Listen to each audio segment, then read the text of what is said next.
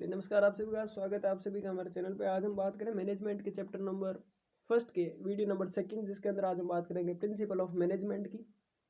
इससे पहले वीडियो के अंदर मैंने जो है फंक्शन बताए और डेफिनेशन के बारे में हमने चर्चा की। ठीक है, तो आपके जितने भी फ्रेंड सर्किल है, आपके चाहे ग्रुप हैं सब में शेयर कर देना, क्योंकि मैनेजमेंट के मेरे पास बहुत सारे इतने मैसेज आ रहे थे कि मुझे टाइम निकाल के अभी बनाना ही पड़ा। ठीक है, तो बात करते हैं प्रिंसिपल ऑफ मैनेजमेंट की कि क्या प्रिंसिपल है, क्या सिद्धांत है किसी मैनेजमेंट के। कल हमने फंक्शन की बहुत अच्छी तरीके से बात की। ठीक है, तो the principle of nursing management given by Henry foil. Henry foil ने इसको दिया था, HENR Henry FAYO Henry foil.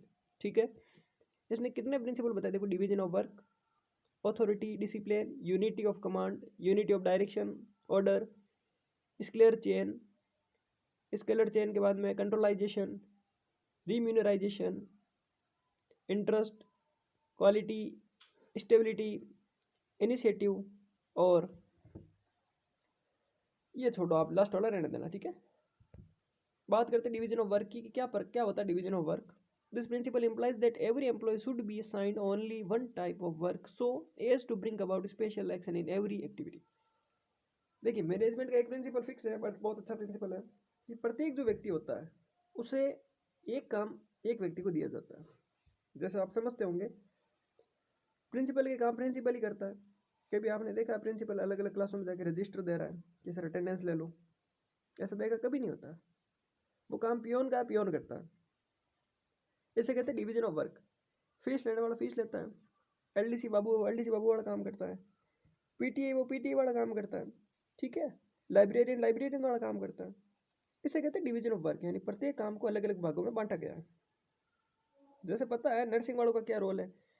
अगर नर्सिंग वाला वार्ड बॉय के काम शुरू कर दे तो नर्सिंग वाला अपनी ड्यूटी छोड़ देगा, भाई मैं तो ठीक है, अब उसे पता ही नहीं रहे मुझे करना क्या। अगर उसे दो दो तीन तीन काम दिया जाए।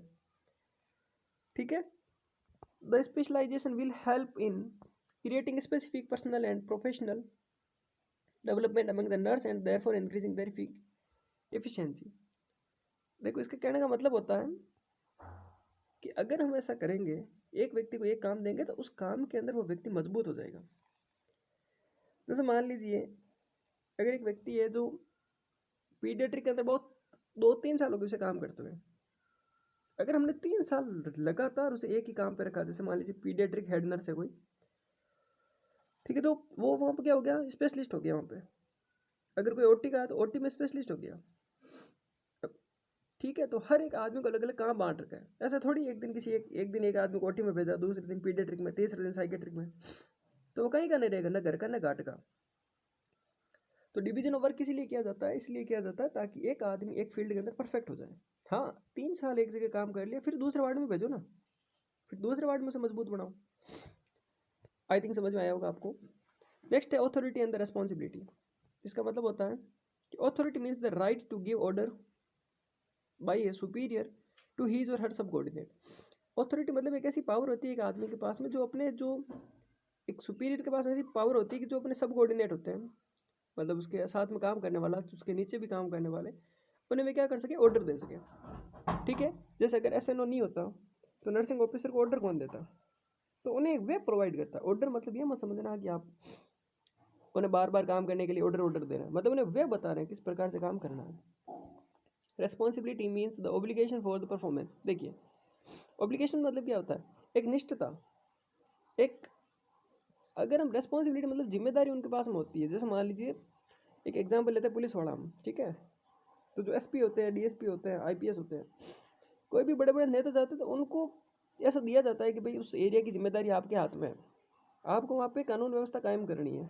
ठीक है, पुलिस की एक लैंग्वेज होती है, पता है, स्थिति अभी नियंत्रण में है, यानी कि वो उनके जो नीचे वाले होते हैं, जो भी थानेदार सॉरी थानेदार वगैरह जो भी होते हैं, उनको वो क्या करते हैं, कंट्रोल करते हैं। उसी प्रकार अपने को कंट्रोल कौन करता है, SNO को कंट्रोल कौन करता है, ANS को कंट्रोल कौन, सॉरी DNS को कौन करता है, ANS को कौन करता है, SN।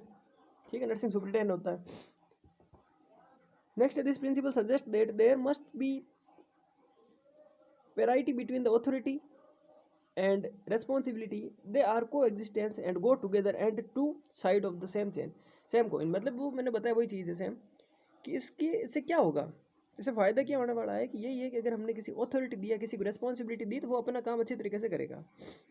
जैसे मान लीजिए भाई साहब, सिंपल सी चीज़ है, हमने रिस्पॉन्सिबिलिटी दी एक 2 साल से एक्सपीरियंस नर्सिंग स्टाफ को कि भाई जो तेरे जूनियर हैं उन्हें अच्छे से काम सिखाना है। तो वो क्या करेगा, फटकारे पे कभी डांटेगा, कभी कुछ, कभी अगर हल्की फुल्की गलती हुई तो वो छोटी बड़ी थोड़ा थोड़ा मार भी सकता है ना, हल्के से मार दिया। वो क्या कर रहा है, उनकी रिस्पॉन्सिबिलिटी दी ताकि वो आपको शिक्षित करें। समझ में आया? अगर मान लीजिए प्रिंसिपल अगर अकड़ नहीं हुआ, कड़क नहीं हुआ, तो बाकी के स्टाफ टाइम पे आएंगे ही नहीं, स्टूडेंट भी टाइम पे नहीं आएंगे, मन आएगा वैसा आएगा। ठीक है। नेक्स्ट होता है discipline. Discipline it refers to the getting obedience to the rules and the regulation of the organization, proper conduct in relations to others, respect of authority for the some superior। देखिए discipline अगर इस प्रकार से होगा तो लोग time पे आएंगे, अच्छे से काम करेंगे, मन लगा करके काम करेंगे, उनका उनका एक गोल होगा, उन गोल को अचीव करने में काम करेंगे। और अगर डिसिप्लिन होगा तो सीनियर, देखो ये सीनियर जूनियर की रेस्पेक्ट करेगा, सॉरी जूनियर जो सीनियर की रेस्पेक्ट करेंगे। ठीक है। आपने देखा ही होगा जिस प्रकार से डॉक्टर जैसे आते हैं वार्ड में, क्या होता है, SNO जब आते हैं तो क्या होता है, ये उनका डिसिप्लिन है। ठीक है। क्यों करते हैं? क्योंकि एक व्यवस्था है जो है, एक संस्था जो अच्छे से चले। देखिए मैं आपको इन एक एक चीज़ों का, तब आप सब 4th ईयर में हो, मैं एक एक चीज़ों को बहुत ज़्यादा एक्सप्लेन करना नहीं चाहता, क्योंकि फिर ये टाइम कंज्यूमिंग टॉपिक हो जाएगा बहुत ज़्यादा। अगर मैं इसको एक्सप्लेन करूँगा तो आई थिंक ये मोर मच टाइम कंज्यूम करेगा। और जितना मैं बोल रहा हूँ मेरे हिसाब से आपको लैंग्वेज बहुत ईजी मिल रही है, नोट्स की बहुत ही ज़्यादा ईजी मिल रही है मेरे हिसाब से तो। ठीक है। हिंट मैं आपको दे रहा हूँ किस प्रकार से करना है। नेक्स्ट है आपका, सॉरी जो विटामिन ए वो अलग है। ठीक है बेटा। Unity of command. Unity of command में ये मत लिखना इफ विटामिन ए, ये मत लिखना। यूनिटी ऑफ कमांड के अंदर क्या आएगा कि every subordinate must be receive order and instructions and to be accountable to one and only one superior. This will improve the performance of employ. Unity of command मतलब क्या होता है कि every subordinate must be receive an order and instruction and to be accountable to one and only to one superior. मतलब कि अगर उनका एक सुपीरियर होगा तो उन्हें अच्छे से दिशा निर्देश देगा और अपने हिसाब से उनसे काम करवा सकता है। ठीक है। अगर उनमें एकता हुई तो वो उनकी बात मानेंगे और उनके हिसाब से काम करेंगे। देखिए IPS या जिला कलेक्टर की बात IPS नहीं मानेगा तो फिर किस प्रकार से जिला कलेक्टर का कोई, अगर उसकी बात का ओबीडियंस नहीं है, उसे मानेगा नहीं, तो फिर किस प्रकार से व्यवस्थाएं चलेगी। ठीक है। IPS को बात जो SP है उसको माननी पड़ेगी, फिर बाकी वालों को, नीचे वालों को उनकी बात माननी पड़ेगी। सिंपल सा बोलूँ यार, अगर आपकी बात वार्ड बॉय नहीं माने, आप बोलो उस पेशेंट को OT में भेज, वो नहीं लेके जाए, फिर क्या आप ट्रॉली उठा के लेके जाओगे? आप उस पेशेंट को लेके जाओगे? हाँ जब ज़्यादा इमरजेंसी होगी लेके जाओगे, पर बार बार अगर यही सीन चला कि आप अपना काम करोगे या फिर उन पेशेंट को लेके घूमोगे। ठीक है। तो कोऑपरेशन वहाँ पे होना चाहिए, उनके बीच में क्या होनी चाहिए, अकाउंटेबिलिटी होनी चाहिए, उनके बीच में एक दूसरे के पास में वी फीलिंग होनी चाहिए, उनकी एक दूसरे की बात को समझने की ऐसे होनी चाहिए कि भाई हाँ उनकी बात को माने या समझे। ठीक है। If an employ receive order from more than one superior it is likely to have the overlapping of orders and instructions and create a confusion and conflict। अगर मान लीजिए ये कह रहा है कि यूनिटी मतलब होना चाहिए, एक आपको ऑर्डर देने वाला होना चाहिए। आपको पता है जैसे नर्सिंग स्टाफ को ऑर्डर कौन देता है, जैसे अगर आप नॉर्मल NO हो किसी एम्स के अंदर तो आपको देगा SNO। ऐसा थोड़ी आपको SNO पे ऑर्डर देगा, ANS भी देगा, DNS ANS SN जो आपको छेड़ेंगे तक नहीं, आपको ऑर्डर देने का काम सिर्फ करेगा SNO। अगर ऐसा क्यों होता है, क्योंकि अगर मान लीजिए ऐसा नहीं हुआ तो आपके ऊपर ओवरलैपिंग हो जाएगा, मतलब कि आपको बर्डन बहुत ज़्यादा बढ़ जाएगा, किस किस का कहना माने, किस किस का काम करें। फिर आपका वो डायलॉग रहेगा, हम क्या मंदिर के घंटे हैं जो है वो बजा के चला गया। तो आपको यूनिटी ऑफ कमांड होगी, आपको एक ही आदमी आपका जो आपका ऊपर वाला हेड होगा वो आपको ऑर्डर देगा। नेक्स्ट बात करते हैं unit of direction. It means one head should given the direction. इसमें क्या होगा कि आपको डायरेक्शन देने वाला भी एक होगा, कमांड देने वाला भी एक है, आपको ऑर्डर देने वाला भी एक होगा, और आपको डायरेक्ट करने वाला यानी डायरेक्शन दिखाना, आपको दिशा दिखाने वाला भी एक होगा। It means that one of the head होगा, all the activities of work unit और the group should be directed toward the group same goals, and those working in the same line of activity must be understand and purpose of same objective। मान लीजिए अगर आप एक ही आपको direction देगा तो काम क्या होगा, बेहतर होगा उस दिशा में। 100 लोगों की राय की मानने से अच्छा है किसी एक समझदार की राय को मानो। राय मतलब डायरेक्शन। 100 जने अलग अलग राय देंगे इस काम कैसे करें, कोई कैसे करवाता, कोई कैसे करवाता है, तो आप कभी परफेक्ट नहीं होगे, ठीक है। अगर आप किसी एक की बात को मानोगे, जिस प्रकार से अगर आप मेरे पास पढ़ रहे हो और अगर मेरे ही नोट्स को फॉलो करोगे तो आपको पता चलेगा कि भाई मैंने पॉइंट लिख लिए हैं, ये मेरा क्लियर हो गया है। अगर आप वही 10-10 यूट्यूब चैनल खोलोगे, कोई कुछ बता रहा है, कोई टॉपिक कुछ बता रहा है, कोई कैसे समझा रहा है, कन्फ्यूजन क्रिएट हो जाएगा आपके माइंड में। इसीलिए अधूरे पति और अधूरे प्रेमी किसी काम के नहीं है, ठीक है। ये हमारे SNO का डायलॉग है, SN अकेडमी का। नेक्स्ट है subordinate of individual interest to general interest. क्या होता है ये देखो, मेरे हिसाब से क्लियरिटी इसमें थोड़ी सी कम आई है, आगे से कोशिश करेंगे क्लियरिटी बहुत अच्छे मेंटेन हो। तो subordination of individual interest to general interest, the management must put aside personal concentration and put organization objective first. देखिए मैनेजमेंट के अंदर हमेशा ध्यान रखना, जो पर्सनल कंसंट्रेशन होता है वो बाद में होता है, सबसे पहले ऑर्गेनाइजेशन कंसंट्रेशन होता है। यानी कि एक आदमी खुद के काम नहीं करवाएगा आपसे, जहाँ तक उससे पॉसिबिलिटी होगी वो खुद के काम आपसे करवाने में अवॉइड करेगा, जब ज़्यादा ही ज़रूरत होगी तो वो आपसे करवाएगा। कहने का मतलब है कि आपका SNO कभी आपको ये नहीं बोलेगा जा मेरे लिए चाय लेके आ, जा मेरे लिए ये कर दे, मेरे घर से पार्सल लेके आ जा, मैं घर पे ये चीज़ भूल गया हम जाके लेके आ, नहीं। वो आपसे ऑर्गेनाइजेशन के काम फर्स्ट प्रायोरिटी पे रखेगा। और यहाँ तक कि वो खुद के काम कि मेरी फाइल मैनेज कर दे, मेरा ये केस भर दे, ऐसा कुछ नहीं बोलेगा। आपके जो ऑर्गेनाइजेशन के काम उसको पहले करवाएगा। हाँ, जब ज़्यादा इमरजेंसी होगी तो आपको बोल सकता है कि प्लीज़ आप थोड़ी सी मदद कर दें, ताकि क्या होगी काम को बेहतर ढंग से किया जा सके और जल्दी किया जा सके। और जब अर्जेंट होगा तो आपको बोल भी सकता है, ठीक है। बट फर्स्ट ऑब्जेक्टिव उसका रहेगा ऑर्गेनाइजेशन, जो संस्था चला रहा है उस संस्था के काम पहली जिम्मेदारी। Therefore the interest of the goal of the organisation must reconciliation over the personal interest of individual. यानी कहने का मतलब है कि सबसे पहले अपने लक्ष्य से पहले हमारा किसका लक्ष्य होना चाहिए, ऑर्गेनाइजेशन का लक्ष्य होना चाहिए, कि जिस ऑर्गेनाइजेशन ने हमें रखा है। क्योंकि मैंने कल ही आपको बताया था मैनेजमेंट का मतलब होता है किसी ऑर्गेनाइजेशन को गोल को प्राप्त करने में हेल्प कराने वाले लोग। तो आपको उस मैनेजमेंट उस गोल को आपको फुलफिल करवाना है। नेक्स्ट है रिम्यूनरेशन। इसमें क्या होता है कि the employ must be just and fair to everyone so that each employee gets motivated to work.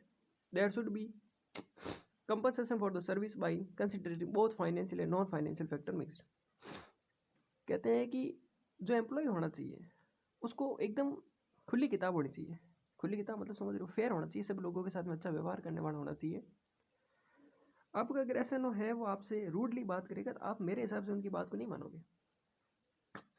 आपने कभी डॉक्टर को देखा होगा तो वो पेशेंट के पास में आता है किस प्रकार से बात करते हैं।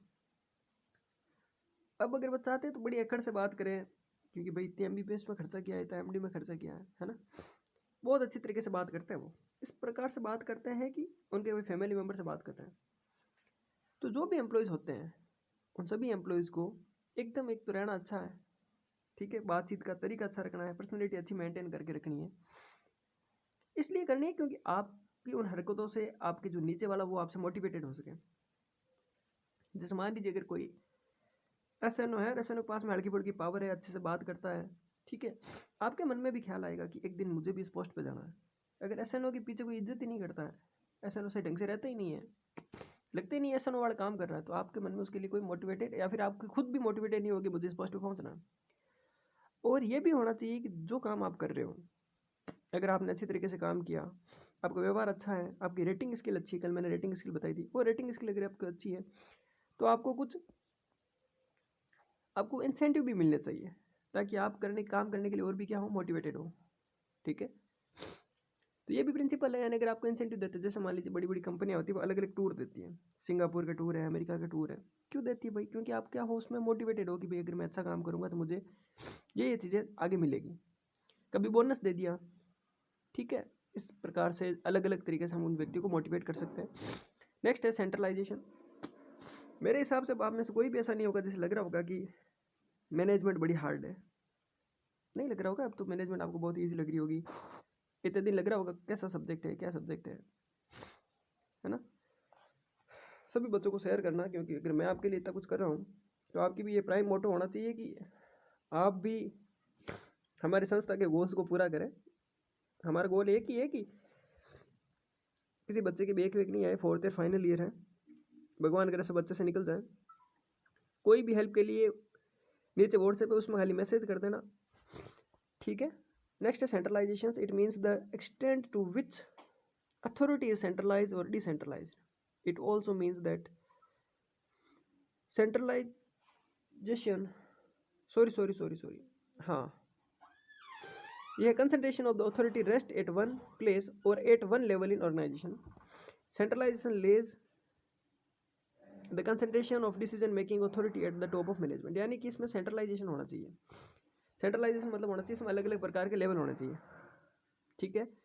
सेंट्रलाइजेशन टू डिसेंट्रलाइजेशन, यानी एक तो होता है सेंट्रलाइजेशन, एक होता है डिसेंट्रलाइजेशन। और also means that concentration of the authority rest at one place और वन लेवल इन द, जैसे कि ऐसा होना चाहिए आपके मैनेजमेंट सिस्टम के अंदर कि जो पावर सारी होती है वो इन वन हैंड होनी चाहिए। जैसे मान लीजिए भाई मेरी आज एकेडमी है तो उसकी पूरी पावर मेरे हाथ में है, सेंट्रलाइजेशन उसकी पावर मेरी है, मैं उसे डिसेंट्रलाइज कर रहा हूँ, मतलब उसे अलग अलग लेवल में बांट रहा हूँ कि भाई मेरे जो HOD है उनको अलग पावर दूंगा, जो CEO है उनको अलग पावर दूंगा, जो स्टाफ है उनको अलग पावर दूंगा, सबके पास में अलग अलग पावर, यानी सत्ता का विकेंद्रीकरण होना चाहिए। समझ में आया? टॉप पावर तो मेरे हाथ में, बट हाँ उनके हाथ में भी कुछ ना कुछ पावर है, वो भी डिसीजन ले सकते हैं। ऐसा अपनी अथॉरिटी होनी चाहिए। वरना अगर उनके हाथ में कुछ भी पावर नहीं है, अरे भाई अगर ये कॉलेज का प्रिंसिपल है तो डायरेक्टर को मेन कौन है? सुप्रीमो डायरेक्टर है। सब कुछ बिल्डिंग डायरेक्टर की है, मैनेजमेंट सारा स्टाफ डायरेक्टर का है। अगर उसमें CEO के हाथ में कोई पावर नहीं है तो CEO का बैठने का मतलब क्या? CEO सोचेगा भाई मेरे बैठने का मतलब ही क्या, अगर मेरे हाथ में पावर नहीं है, सारे डिसीजन अगर डायरेक्टर सर ले रहे खुद, तो ऐसा बिल्कुल नहीं होना चाहिए। हमें डिसेंट्रलाइजेशन मतलब क्या होता है कि सत्ता को हमें अलग अलग भागों में बांटना है, उन सबको पावर देनी है। अगर प्रिंसिपल बैठ रहा है किसी कॉलेज में तो प्रिंसिपल के पास में अगर कोई पावर ही नहीं है तो फिर प्रिंसिपल के बैठने का मतलब क्या? वो बोले भाई मेरे हाथ में तो कोई पावर नहीं है, मैं कुर्सी साइड में करके बैठ जाऊँ, सब फैसले डायरेक्टर से लेंगे, तो भाई बच्चे आपके पास किस प्रकार से आएंगे? क्यों आएंगे? जब उन्हें बच्चों को भी पता है आपके पास में कोई पावर नहीं है तो सीधा ऊपर सुप्रीम बॉडी के पास जाएंगे, और सुप्रीम बॉडी के पास इतनी पावर नहीं, इतना समय नहीं होता है हर किसी को समय दे दें। इससे क्या होगा? बच्चों के मन में कॉलेज के प्रति, कॉलेज के स्टाफ के प्रति जो भी बातें वो मन में ही रह जाती हैं। फिर मार्केट में आपकी क्या होती है? छवि खराब होती है। तो जो छवि खराब होगी तो जो आप गोल पहुंचना चाहते हो वो आप नहीं पहुंच पाओगे, ठीक है। जैसे मान लीजिए कंपनी है बड़ी बड़ी, फ्लिपकार्ट, अमेजोन कंपनी है, इसमें कितने उनके साथ में फ्रॉड होता है। कोई मिसिंग प्रोडक्ट डालता है, कोई सामान लेके दूसरा सामान डाल देता है। तो इस प्रकार से अगर क्या कस्टमर केयर आपसे बात नहीं करते? बिल्कुल करते हैं। कस्टमर केयर के ऊपर एक सीनियर एग्जीक्यूटिव होता है, वो क्या करता है, आप कहते हो सर मुझे रिफंड चाहिए, मेरे पास सामान नहीं आया, तो ऐसा है क्या वो रिफंड देने से साफ मना कर देंगे? उसे खुद को भी पता है कि अगला झूठ बोल रहा है, ठीक है, अगले वाला व्यक्ति झूठ बोले उसे पता है, फिर भी वो क्या करेगा? आपको सारी बात सुनेगा, आपको विश्वास दिलाएगा, और कभी कभी आपको बिना कुछ जांच पड़ताल के आपको रिफंड भी जनरेट कर देगा, ताकि आपका बिलीव उसके ऊपर बना रहे, ठीक है।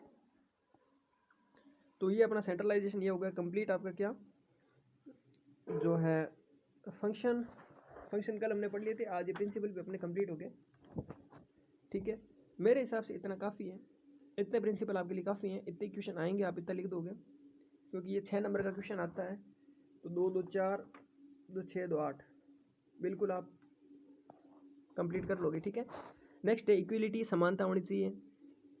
स्टेबिलिटी यानी स्टेबल होना चाहिए, बार बार फ्लैक्चुएट वाला नहीं होना चाहिए। इनिशिएटिव, उनके कुछ गोल लक्ष्य होने चाहिए। ये सब मैनेजमेंट के प्रिंसिपल है, ठीक है भाई, थैंक्स। और नेक्स्ट हम बात करेंगे थ्योरीज की और कंसेप्ट की, ठीक है। Thank you, have a nice day.